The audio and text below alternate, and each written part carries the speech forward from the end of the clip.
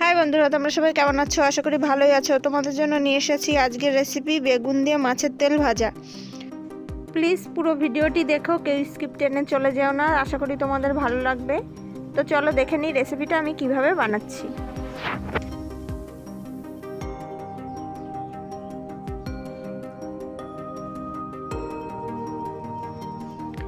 তো দেখো, এখানে একটি কড়াই বসিয়ে তার মধ্যে দিয়ে দিলাম 2 থেকে 3 টেবিল চামচ সরষের তেল, আর দিয়ে দিচ্ছি ফোড়নে কালো জিরা। এবার জিরাটাকে দিয়ে ভালো করে নেড়ে চেড়ে এর মধ্যে আমি দিয়ে দেব 2টো পেঁয়াজ কুচি। পেঁয়াজ কুচিটা দিয়ে আমি ভালো করে নেড়ে চেড়ে হালকা ভেজে নেব। তারপর এর মধ্যে আমি দিয়ে দেব চেরা কাঁচা লঙ্কা, আর দিয়ে দেব 1 টেবিল চামচ লবণ ও 1 টেবিল চামচ হলুদ গুঁড়ো। তারপর আমি এটাকে ভালো করে নেড়েচেড়ে হালকা একটু ভেজে নেব।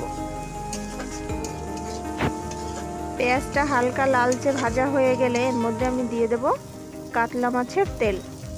তেলটা দিয়ে আমি কিছুক্ষণ নাড়তে থাকব।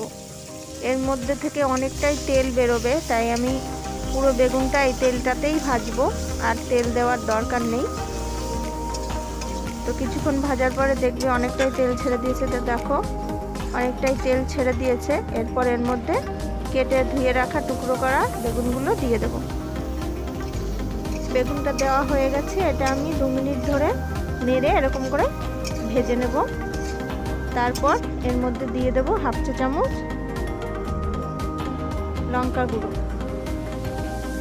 লঙ্কার গুঁড়ো দেওয়া হয়ে গেলে এটাকে আমি ভালো করে মিশিয়ে নিয়ে আর একটু নেড়ে চেড়ে এর মধ্যে একটা থালা চাপা দিয়ে ঢেকে দেব।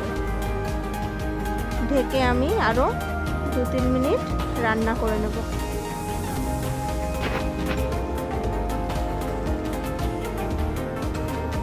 তো দেখো, আমার মাছের তেলটা অনেকটাই ভাজা হয়ে এসেছে, আর বেগুনটাও সুন্দর গলে গেছে।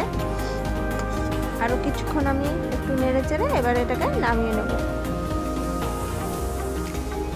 তো দেখো, কত সহজেই কত সুন্দর একটা রান্না রেডি হয়ে গেল। যারা আমার চ্যানেলে নতুন এসেছো তারা চ্যানেলটি সাবস্ক্রাইব করে পাশের বেল আইকনটি অন করে দিও, আর লাইক কমেন্ট শেয়ার অবশ্যই করো। তোমরা সবাই ভালো থেকো। টাটা।